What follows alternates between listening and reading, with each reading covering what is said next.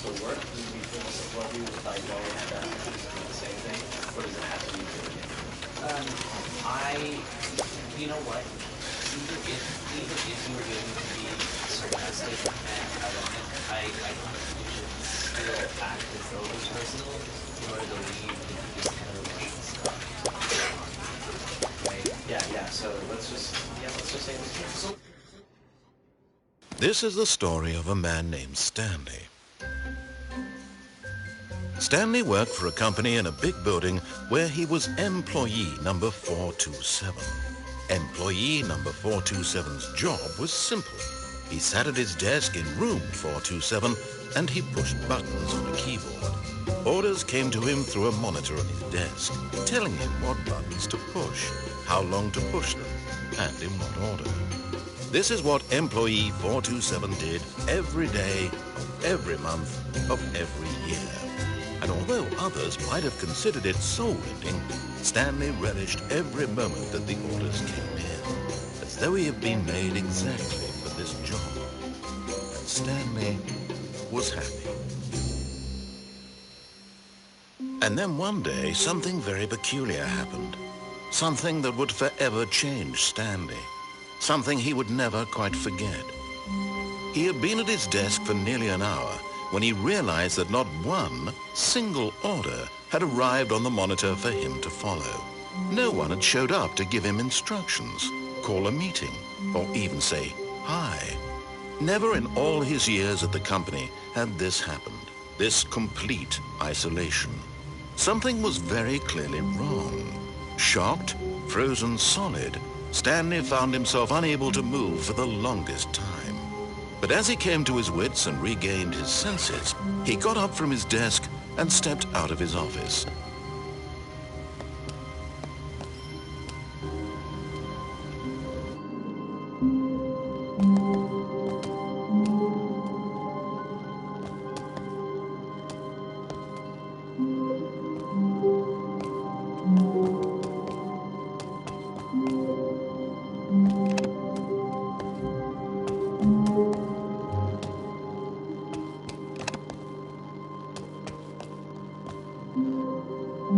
All of his co-workers were gone.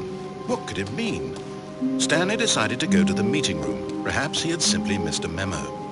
No matter how hard Stanley looked, he couldn't find a trace of his co-workers.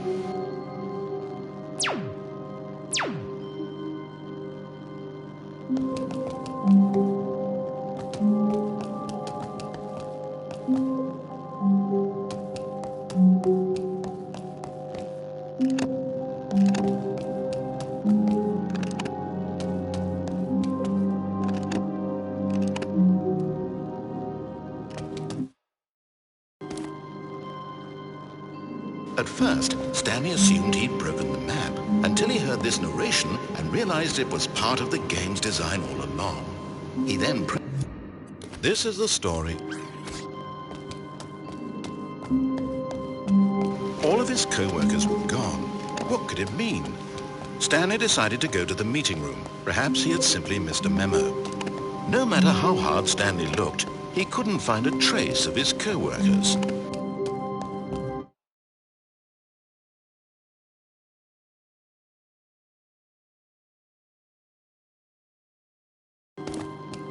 When Stanley came to a set of 2 open doors, he entered the door on his left. This was not the correct way to the meeting room, and Stanley knew it perfectly well. Perhaps he wanted to stop by the employee lounge first, just to admire it. Yes, truly a room worth admiring. It had really been worth the detour after all, just to spend a few moments here in this immaculate, beautifully constructed room. Stanley simply stood here, drinking it all in.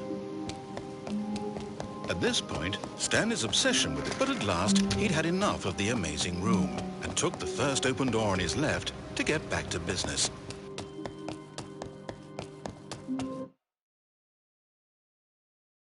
Stanley was so bad at following directions, it's incredible he wasn't fired years ago.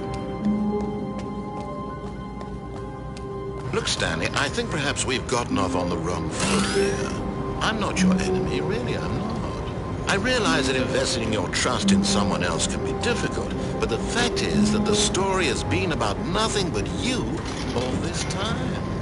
There's someone you've been neglecting, Stanley. Someone you've forgotten about. Please, stop trying to make every decision by yourself. Now, I'm not asking for me, I'm asking for her. This is it, Stanley. Your chance to redeem yourself, to put your work aside, to let...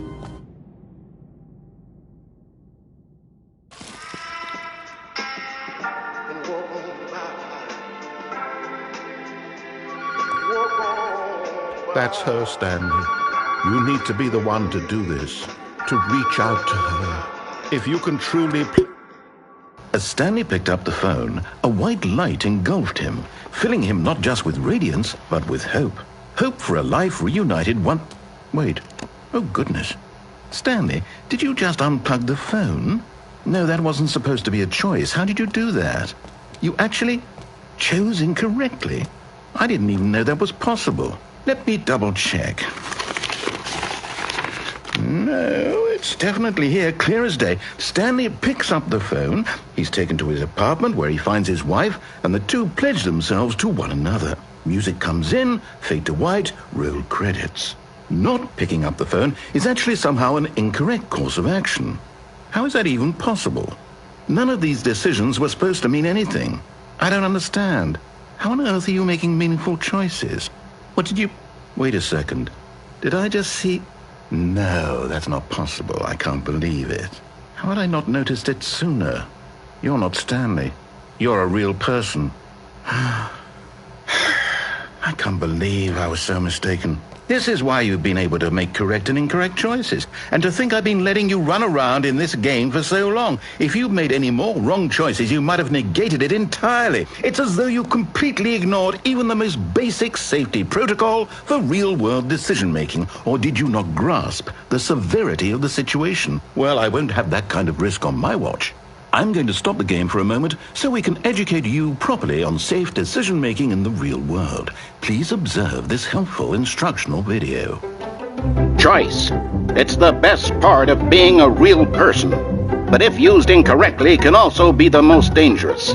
For example, in this scenario, a hypothetical real person named Stephen has a choice. He could spend years helping improve the quality of life for citizens of impoverished third world nations. Or he could systematically set fire to every orphan living in a 30-kilometer radius of his house. Which choice would you make? Remember that unlike here, the real world makes sense, and at no time should you make a choice that does not conform to rational logic. If you find yourself speaking with a person who does not make sense, in all likelihood, that person is not real. Allow the person to finish their thought, then provide an excuse why you cannot continue talking. Turn to a partner and practice saying, "My goodness, is it 4:30? I'm supposed to be having a back, sack, and crack."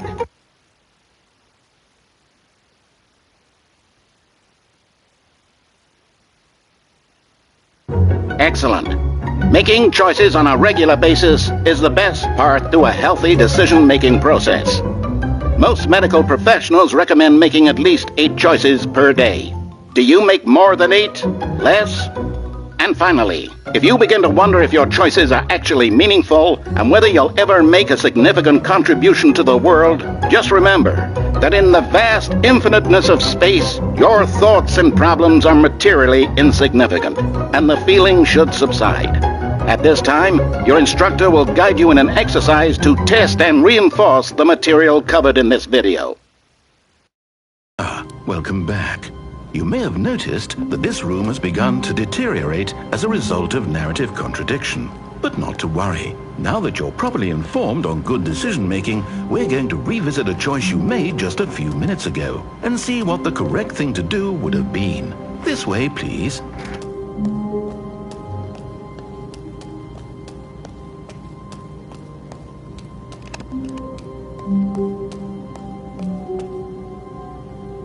Now that we know your choices are meaningful, we can't have you jumping off the platform and dying. Imagine the main character dying senselessly halfway through the story. That story would make no sense at all. We just need to get you home as soon as possible before the narrative contradiction gets any worse. Unfortunately, it seems this place is not well equipped to deal with reality.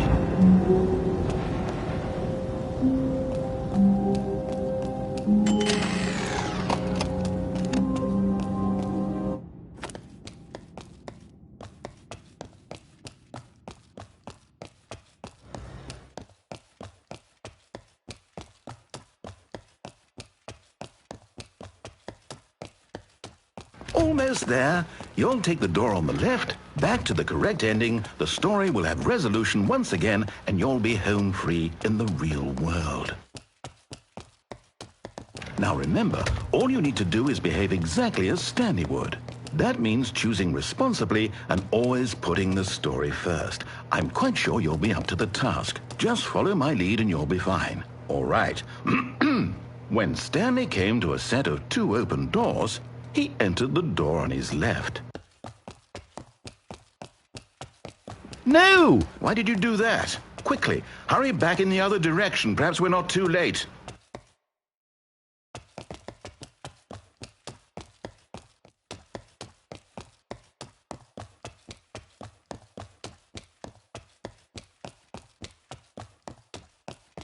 Oh, it's ruined. I can't believe, after everything we talked about, that my story, you've destroyed my work. Why? For what? What did you get out of that? What did you think was so special about seeing the game undone, left here like so much garbage? It's worth this now. And what am I supposed to do? Even if there were a way to continue, would it be worth it? To know that my story is now incorrect? How can I go back to that? I can't erase that knowledge. I'll have to live with it forever, reliving its impossibility forever. I couldn't live that way. Is it better to shut the game down entirely? To willingly destroy all of my work? I don't know. What's the answer? What do I do? What do I do? What do I... No, I have to. I have to shut the game down. I have to. I have to.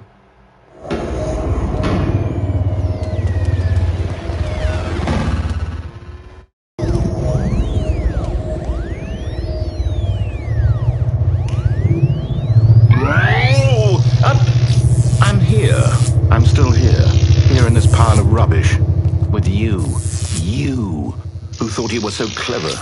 Now look where we are. My entire game is destroyed.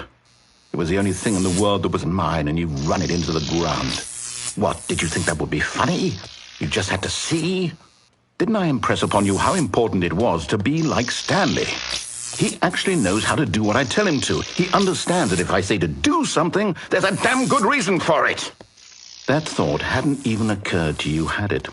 That there's a world outside of you? You're a child. Oh, my story.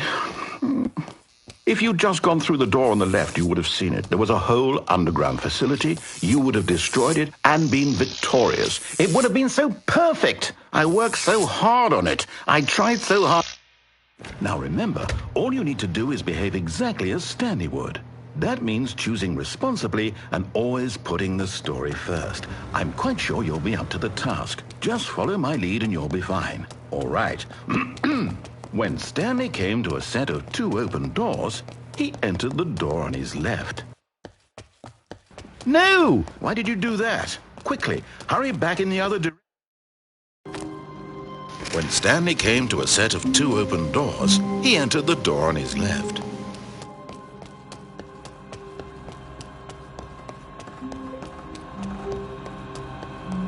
Yet there was not a single person here either.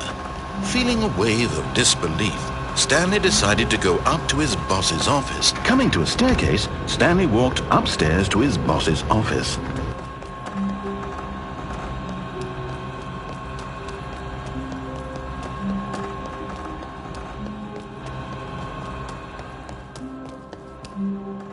Stepping inside his manager's office, Stanley was once again stunned to discover not an indication of any human life. Shocked, unraveled, Stanley wondered in disbelief who orchestrated this, until he saw the door with a voice receiver next to it. Surely behind this door lay all the answers to his questions. And beyond all probability, he knew the passcode. He had seen it on his boss's computer just last week. Night Shark 115. Was this the code to open the door? Would it still work? There was only one way to find out. Stanley had been trained never to speak up, but now he would draw from within himself the courage to face the unknown. He drew a sharp breath and then spoke the code.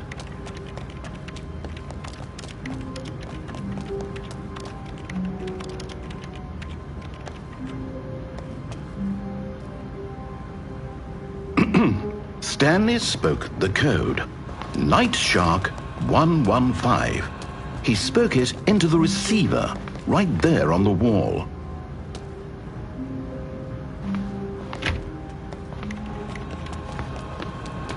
I'm sorry, is there a problem? You didn't mishear me, did you? Please speak the code into the receiver. Otherwise we can't get on with the story. This is a crucial step.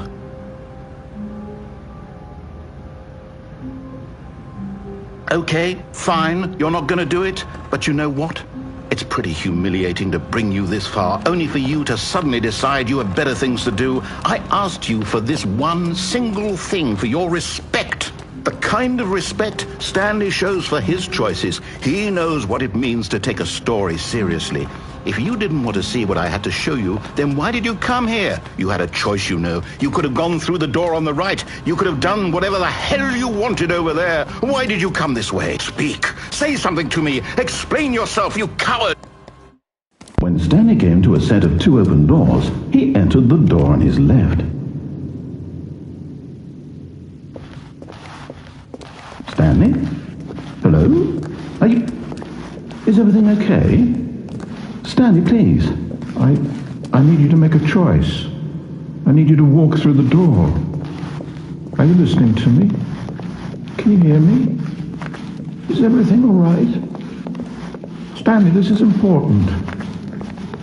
The story needs you. It needs you to make a decision. It cannot exist without you. Do you understand me? Whatever choice you make is just fine. They're both correct. You cannot be wrong here. We can work together. I'll accept whatever you do. I simply need you to take that step forward, please. Choose. Do something. Anything. This is more important than you can ever know. I need this. The story needs it. So, you hear me? Are you there? Are you listening to this? Stanley, are you there? Okay. It's okay, I can wait. You need time to decide. Time to make sure your choice is correct. That is the best choice. That's all right. I'll wait for you to decide what's the right thing to do. Take as much time as you need.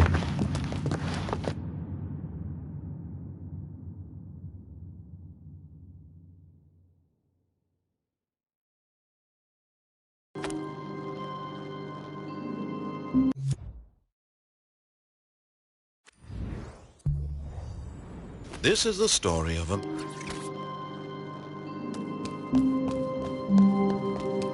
All of his co-workers were gone. What could it mean? Stanley decided to go to the meeting room.